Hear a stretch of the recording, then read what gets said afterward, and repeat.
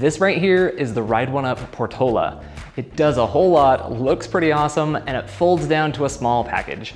And I think it's throwing its hat in the ring as one of the best entry-level priced e-bikes, period. Let me tell you all about it in this review.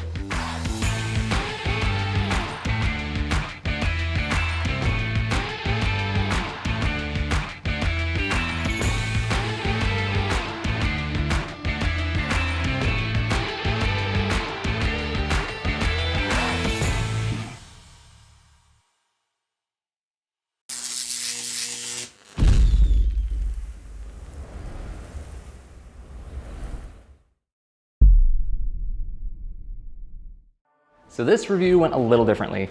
You see, usually when I get an e-bike in for review, I evaluate it similarly to how anybody would. I start by looking at the price to set my expectations for the quality of its features and its performance.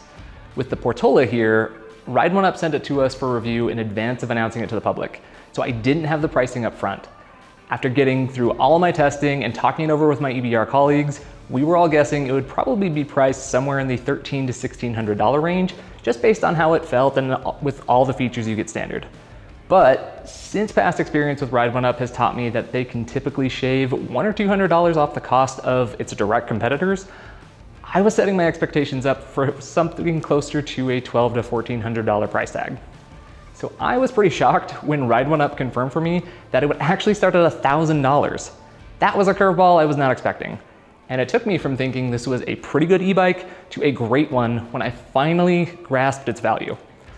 I'll dive into all my thoughts as we go throughout the testing, but let's start by first going over the Portola specs. It ships as a Class 2 e-bike that can be adjusted to Classes 1 or 3.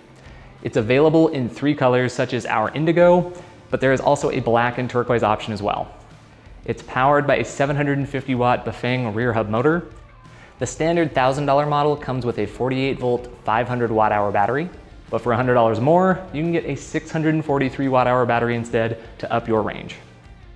Ride1UP is currently in the works on UL certification, so click the pricing link in the description down below to see any updates about that back at ride1up.com.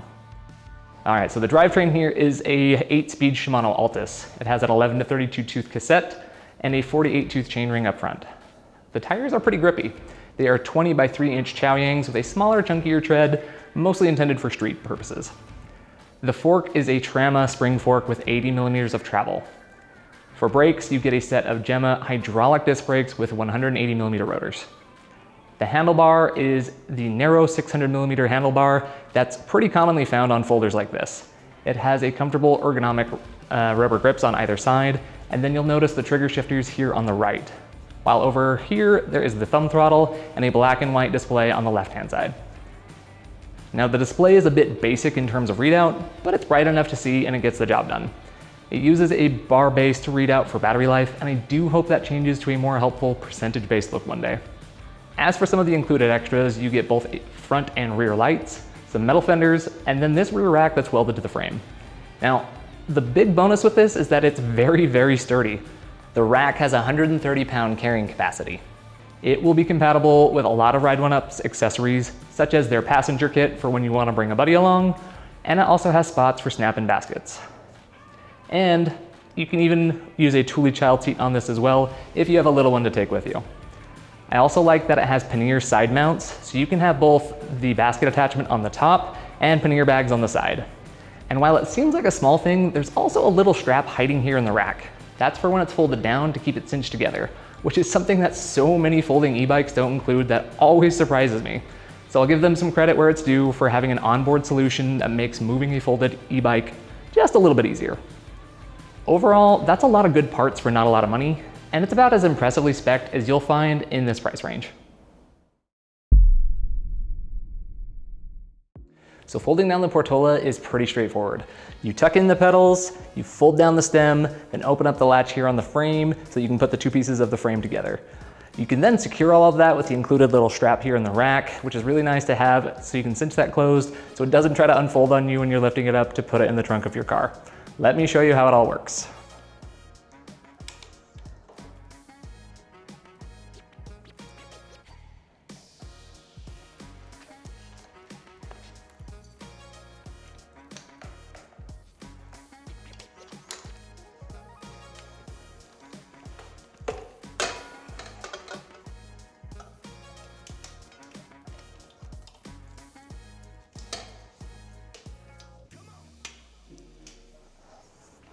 All right, so there you have it, an easier to stow away Portola.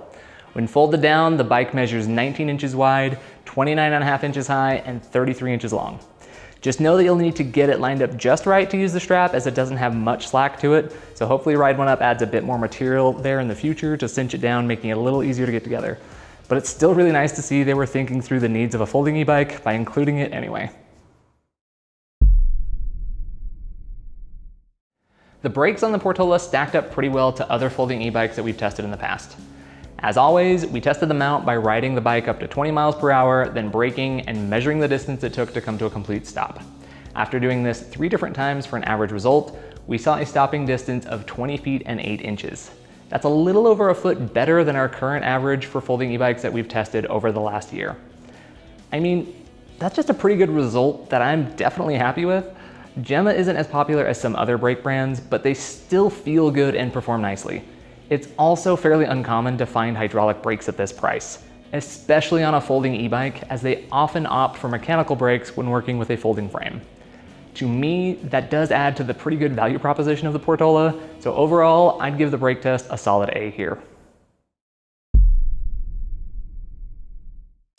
To better get an understanding how the Portola does with speed, we perform a speed test. Let me take you out to our speed course now to see what I can do when pedaling and when using the throttle. All right, so this is our speed test for the Ride1UP Portola. So right now I am riding around at a very casual soft pedal, going about 8.4, 8.6 miles per hour. Point of this test is not to really have me push it. I want to see what that hub motor can do with the cadence sensor. So let's go ahead and push it into pedal assist 1. There's a nice little jolt of speed there, gets pushing me forward. Moving upwards to about 9.2 miles per hour looks like, 9.5. Giving me a steady little push. I think we're about to hit, yeah, just 9.9 miles per hour. Let's go ahead and move into PAS2. Let's see, so at PAS2 I moved up into it. Doesn't seem to have an immediate kick. Looking at the wattage readout here, it's kind of slowly building. Let's watch the wattage number climb up to like 137 now. So yeah, it seems to be a little bit slow on the acceleration side of things into PAS2, but it does push you forward up to about 11.8, 11.9 miles per hour. So let's go ahead and move into pedal assist 3. Again, the motor's humming a little louder. It's giving me a little bit more juice. I'm still keeping things pretty casual here, still in the 3rd gear. Move one more time to get a little less spin at the pedals. Getting about 16 miles per hour. Let's go to PAS4. Again, getting more wattage readouts, seeing things go up to 413, about 18.5, 18.9 miles per hour. Let's move into pedal assist 5. And then, yep, sure enough, I mean, PAS5 makes really light work of this. I'm barely getting any pressure into my pedal here. I'm up to 20 miles per hour, so I'm maxing out at the class 2 speeds we have this set up in. On your left. So yeah, overall, decent amount of acceleration in the higher levels, a little bit of delayed PS1 and 2. Okay, this is our throttle test for the Ride1UP Portola. Ready, set, go. A little slow to get started, but it picks up very quickly, up to 14.5, 15.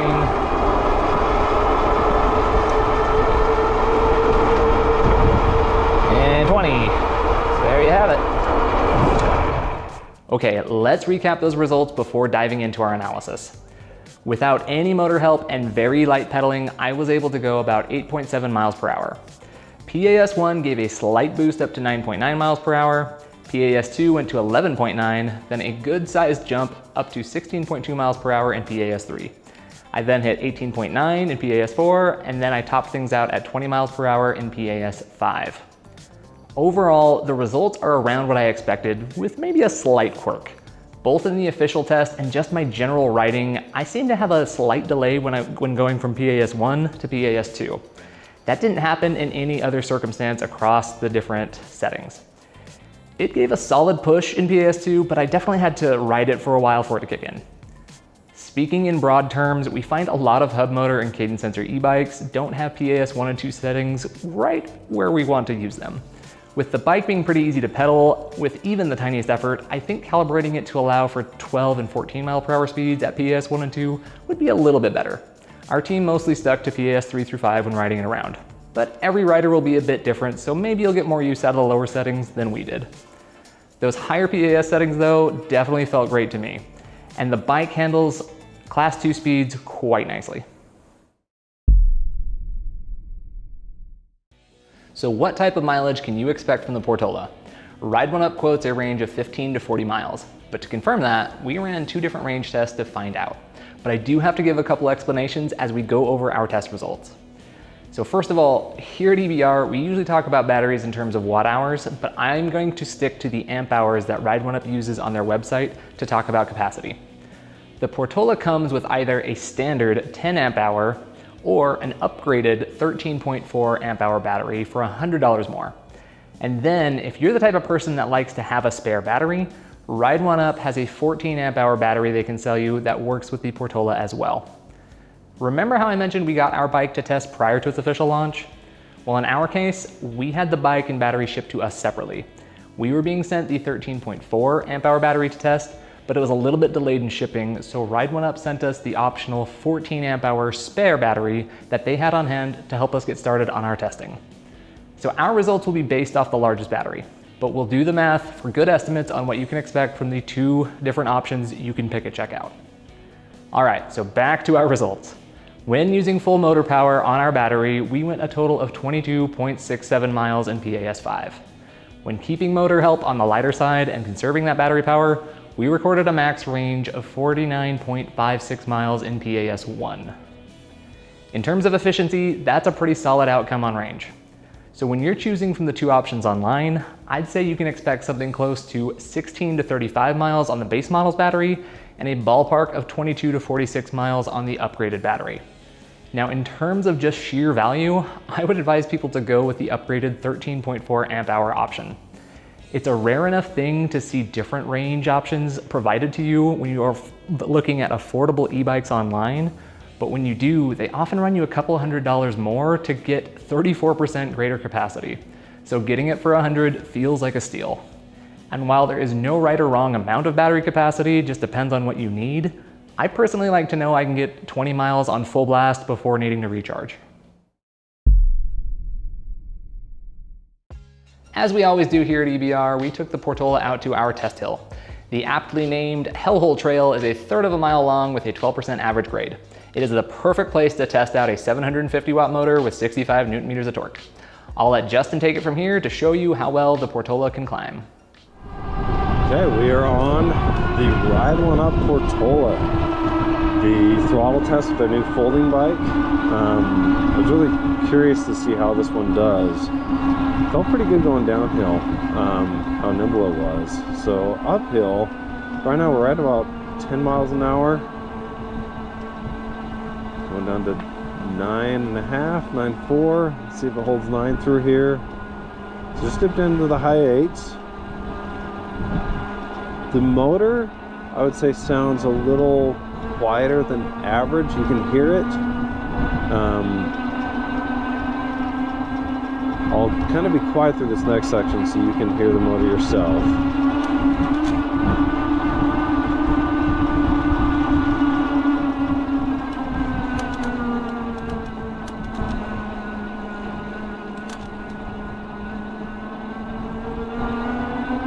So yeah, I got down to about just 8.9 through that section, so pretty good. Starting to hear the motor a little more now. So as you speed up, you hear the motor a little bit more. But has, like I said, a little quieter than what I was expecting. Overall good sound to it, good feel climbing up Hellhole is definitely going to make it up. We'll have to go to the tape to see how it compares to the other folding bikes, but good first impressions. Alright, next up's the pedal test on the Portola, and so far I'd say it feels a little more powerful when you're pedaling. Again, I'm soft pedaling here, not pushing at all, letting the bike pretty much do all the work. Getting down just below 12, looks like 11.5, 11.4. Just around 11 miles per hour through that first steep section. Motor sounds about like it did on throttle. I'll be quiet for this next section and let you hear that, both the run up and up the hill.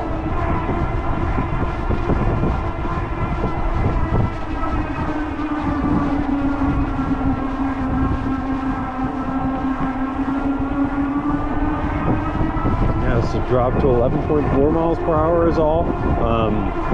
Felt pretty powerful through it. You can hear the motor. There's a whine there.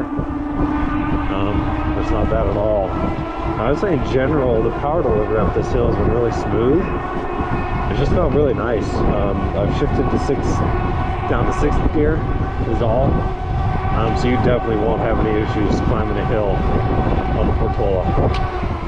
Okay, so Justin was able to get the Portola up hellhole in 1 minute and 30 seconds on our throttle test, which gave him a pace of 12.1 miles per hour. On his second lap, the Portola shaved off a good chunk of time, getting to the top in 1 minute and 17 seconds at 14.1 miles per hour. Both results are slightly better than the average of all the bikes we've tested on the hill, and slightly better than what you get on most folding e-bikes too.